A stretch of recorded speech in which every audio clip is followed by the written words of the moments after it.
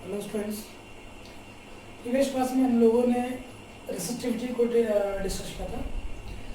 आज के इस वीडियो लेक्चर में हम लोग कम्बिनेशन ऑफ रेजिस्टेंसेस को डिस्कस करेंगे।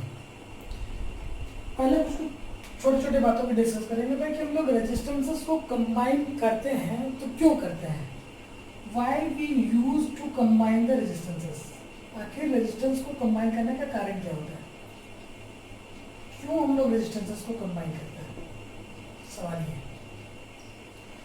तो सिंपल सा आंसर है to get suitable amount of current. किसके लिए?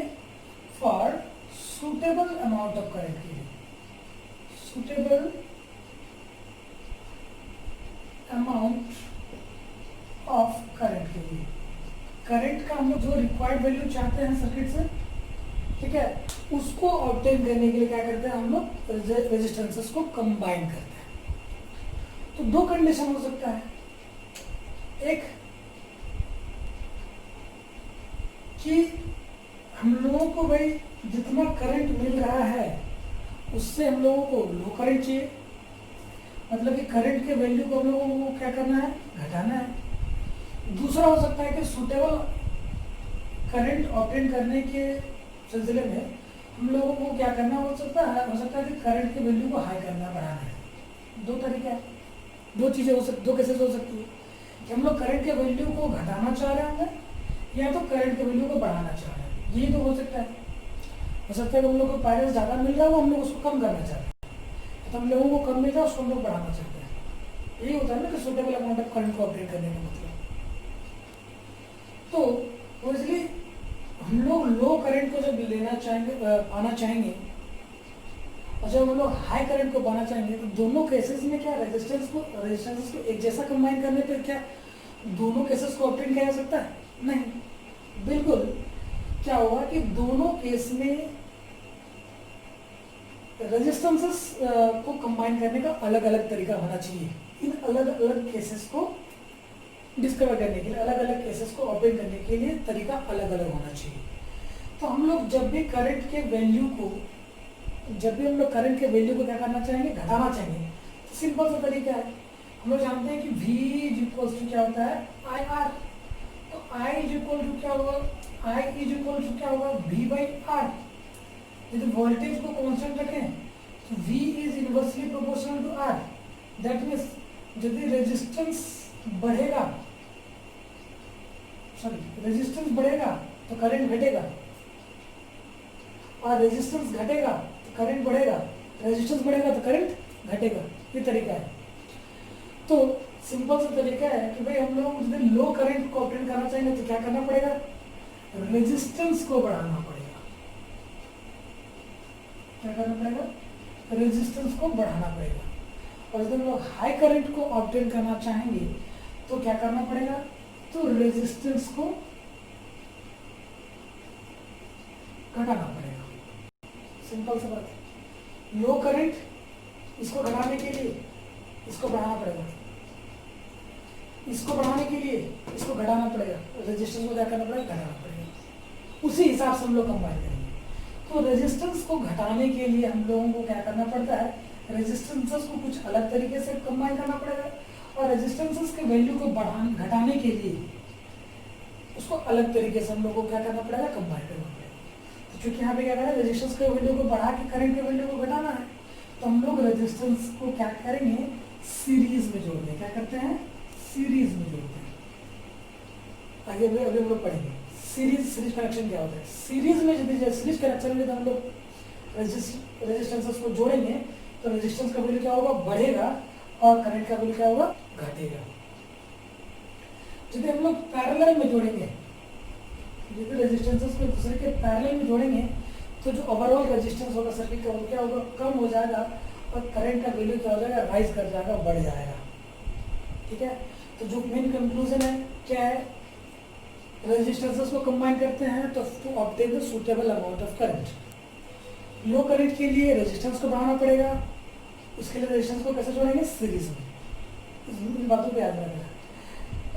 यदि हम लोग हाई करंट चाहते हैं रेजिस्टेंस को घटाना पड़ेगा, और रेजिस्टेंस को घटाने के लिए कैसे कंबाइन करना पड़ेगा उसको, तो पैरेलल में कंबाइन करना पड़ेगा। तो दो तरीका अभी हम लोगों को पता चल गया कि रेजिस्टेंस को कंबाइन करने का दो तरीका क्या क्या मिला, तो सीरीज और पैरेलल। रेजिस्टेंस को कंबाइन करने का दो तरीका अभी हम लोगों को ओवरऑल दो तरीका मिला, एक तो सीरीज कनेक्शन और दूसरा पैरेलल। हम लोग पहले ये तो जाने कि भाई सीरीज कनेक्शन होता क्या है और पैरेलल कनेक्शन किसको बोलते हैं। जरा देखें, हम जानते हैं कि रेजिस्टेंसेस को हम लोग आर से डिनोट करते हैं, ये रेजिस्टेंस का सिंबल होता है।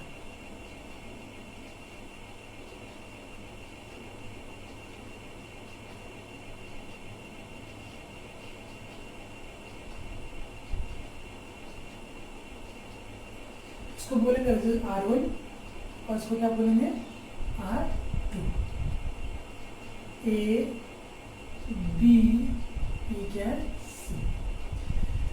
कॉम्बिनेशन के इस तरीके को गौर करें तो पता चलेगा कि ये पहला रेजिस्टेंस है, ये ए बी क्या है पहला रेजिस्टेंस है, जबकि बी सी क्या है दूसरा रेजिस्टेंस R2 को डिनोट कर रहा है।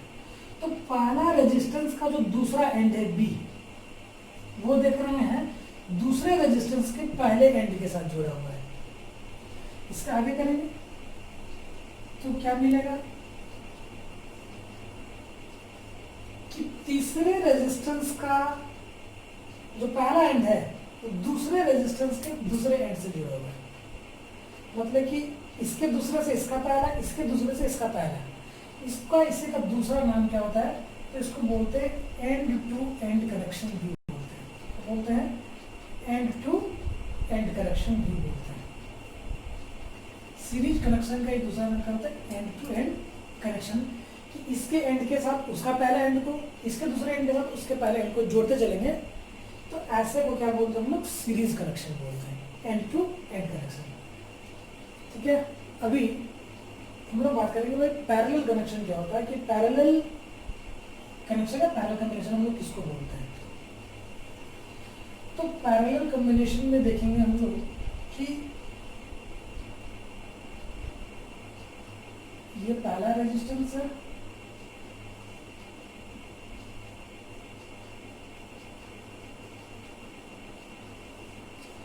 यहाँ पे देख रहे हैं ये R1 है, ये R2 है, ये A है, ये B है। यहाँ पे देख रहे हैं कि रेजिस्टेंस R1 का पहला एंड और रेजिस्टेंस R2 का पहला एंड दोनों एक साथ। उसमें दूसरा था, उसमें इसका दूसरा इसका पहला था, फिर इसका दूसरा और तीसरे का पहला था। लेकिन यहाँ पे क्या कर रहे हैं हम लोग, देख रहे हैं कि दोनों रेजिस्टेंस का पहला एंड एक साथ कंबाइंड है और दोनों रेजिस्टेंस का दूसरा एंड भी एक साथ है। तो ऐसे कॉम्बिनेशन को हम लोग क्या बोलते हैं, पैरेलल कॉम्बिनेशन बोलते हैं। पैरेलल कॉम्बिनेशन तीसरा रेजिस्टेंस को हम लोग यहाँ पे इंट्रोड्यूस करें R3, तो भी देख रहे हैं कि R1, R2 और R3 तीनों का पहला एंड एक साथ है, और जबकि यहाँ पे क्या है कि तीनों का दूसरा एंड एक साथ है। इस तरह के कॉम्बिनेशन को क्या बोलेंगे हम लोग, पैरेलल कॉम्बिनेशन बोलेंगे।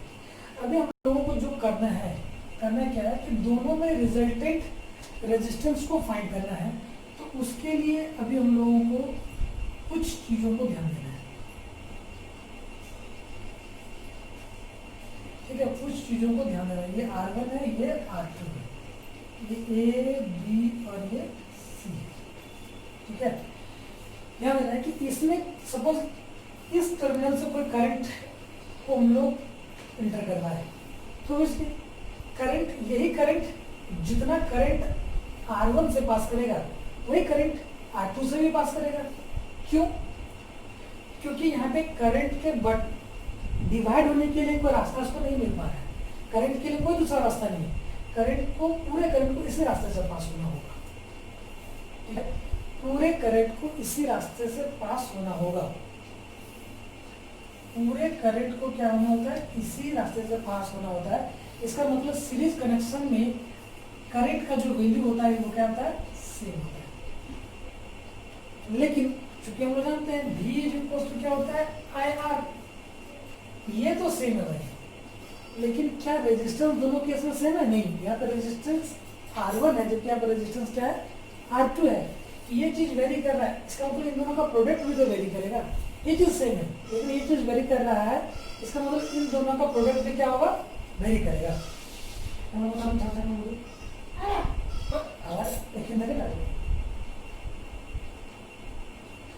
ये R1 क्या हो रहा है, वेरी कर रहा है, वेरी कर रहा है R1 और R2, ठीक है। तो डेफिनेटली इन दोनों का प्रोडक्ट भी क्या होगा, वेरी करेगा, क्योंकि यहाँ पे I तो सेम है लेकिन R डिफरेंट कर रहा है, इसलिए यहाँ पे क्या करेगा, V का वैल्यू जो होगा वो क्या होगा, चेंज होगा, ठीक है, ध्यान देना। लेकिन इसमें जस्ट उल्टा, क्योंकि इसमें यदि अभी हम लोग क्या करेंगे, कोई वोल्टेज अप्लाई करते हैं, तो इन दोनों टर्मिनल्स के अक्रॉस R1, R2, R3 तीनों के अक्रॉस करंट का वैल्यू क्या होगा, जो होगा उसको बात करेंगे, लेकिन वोल्टेज क्या होगा, सेम होगा। इसमें जस्ट अपोजिट, इसमें क्या होगा, V सेम है, ठीक है। लेकिन यदि यहाँ पे करंट I को यहाँ पर हम लोग इंटर करते हैं, तो करंट के बटने के तीन रास्ता है, कुछ करंट इधर की ओर जाएगा, कुछ करंट इधर की ओर जाएगा, कुछ करंट इधर की ओर जाएगा, ठीक है। सम अमाउंट ऑफ करंट इधर की ओर, सम अमाउंट ऑफ करंट इधर की ओर, जबकि सम अमाउंट ऑफ करंट इधर की ओर पास करेगा। इसका मतलब करंट का वैल्यू क्या होगा, वेरी करेगा। इसमें क्या होगा, I जो है वो चेंज होता है, ध्यान देना। अभी तक हम लोगों ने क्या क्या पढ़ा कि भाई रेजिस्टेंसेस को कंबाइन करते हैं सुटेबल अमाउंट ऑफ करंट के लिए, तो लो करंट पाने के लिए रेजिस्टेंस को हाई करते हैं, रेजिस्टेंस को हाई करने के लिए सीरीज में जोड़ते हैं। सीरीज का मतलब होता है end to end connection. End to end connection में क्या होता है, हाई का वैल्यू सेम होता है लेकिन V का वैल्यू चेंज होता है। पैरेलल कॉम्बिनेशन, हम लोग जब हाई करंट पाना चाहेंगे तो रेजिस्टेंस के वैल्यू को कम करना पड़ेगा, और रेजिस्टेंस के वैल्यू को कम करने के लिए रेजिस्टेंस को कैसे जोड़ना पड़ेगा, पैरेलल में। पैरेलल में जोड़ने का मतलब क्या होता है कि सारे रेजिस्टेंस का एक एंड एक साथ, पहला एंड एक साथ, दूसरा एंड एक साथ जुड़ा हुआ होता है, ऐसे कॉम्बिनेशन को पैरेलल कॉम्बिनेशन बोलते हैं। पैरेलल कॉम्बिनेशन में V का वैल्यू सेम होता है, वोल्टेज सेम होता है, लेकिन करंट का वैल्यू क्या होता है, वेरी करता है, चेंज होता है। अभी हम लोग रिजल्टेंट रेजिस्टेंस निकालेंगे और सीरीज कॉम्बिनेशन के लिए। सीरीज कॉम्बिनेशन के लिए हम लोग क्या करेंगे कि सीरीज में हम लोग ओवरऑल रेजिस्टेंस को कैसे निकालेंगे, फिर हम लोग अगले दिन करेंगे कि पैरेलल कॉम्बिनेशन में किस तरह से हम लोग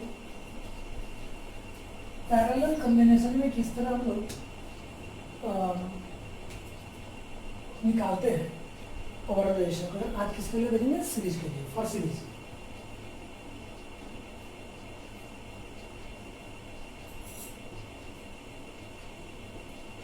फॉर सीरीज कॉम्बिनेशन, ठीक है। तो सपोज ये कोई दो रेजिस्टेंस है, अभी हम लोग दो रेजिस्टेंस के लिए ही करेंगे। सपोज ये कोई एक रेजिस्टेंस है,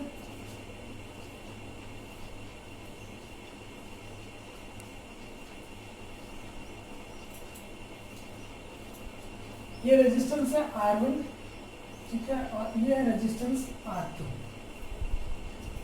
इसको हम लोग जोड़ते हैं किसी भी वोल्टेज वाले सेल के साथ, जोड़ देंगे, V वोल्टेज वाले सेल के साथ जोड़ देंगे, ठीक है। ऑब्वियसली एक करंट फ्लो होगा I, एक करंट फ्लो होगा I, यही करंट यहाँ भी फ्लो होगा और यही करंट किधर फ्लो होगा, यहाँ भी फ्लो होगा, ठीक है। लेकिन चूंकि हम लोग देखेंगे, क्योंकि इसका क्या है,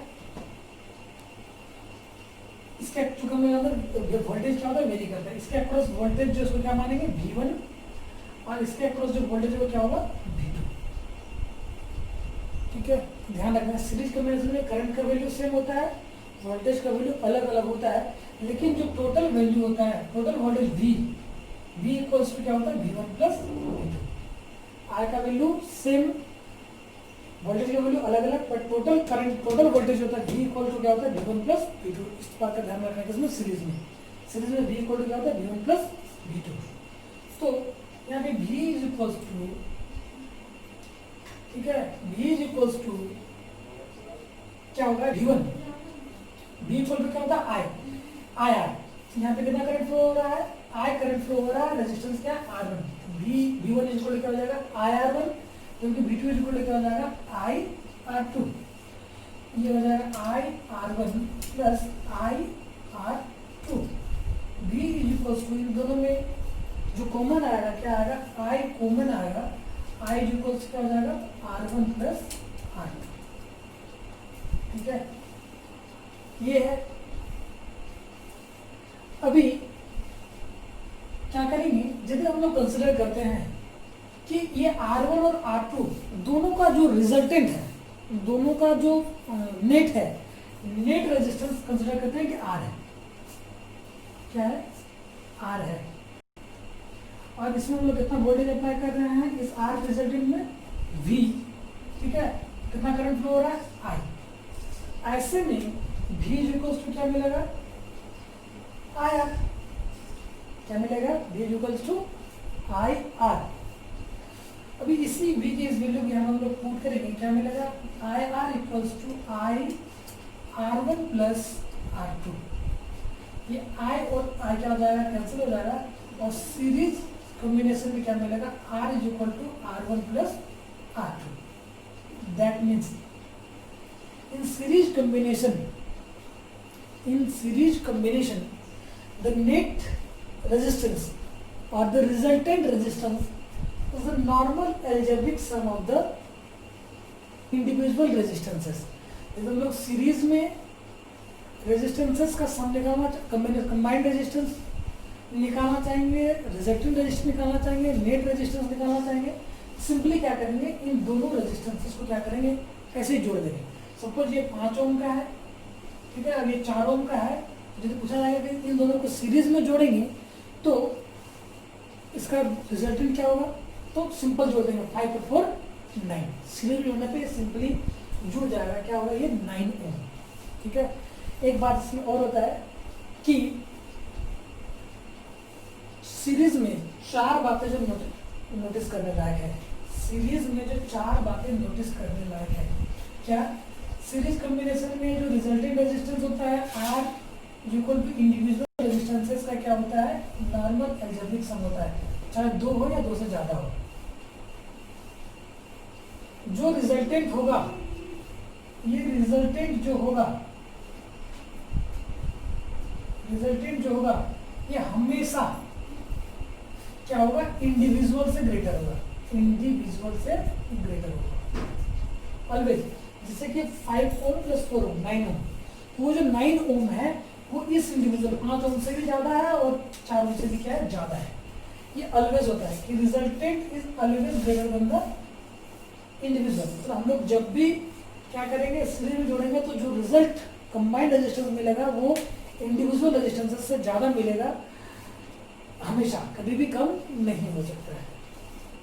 और इसमें क्या होता है कि I का वैल्यू सेम होता है, ठीक है, और V का जो वैल्यू होगा ये वेरी करेगा, लेकिन डायरेक्टली प्रोपोर्शनल होगा किसके, रेजिस्टेंस के, ठीक है।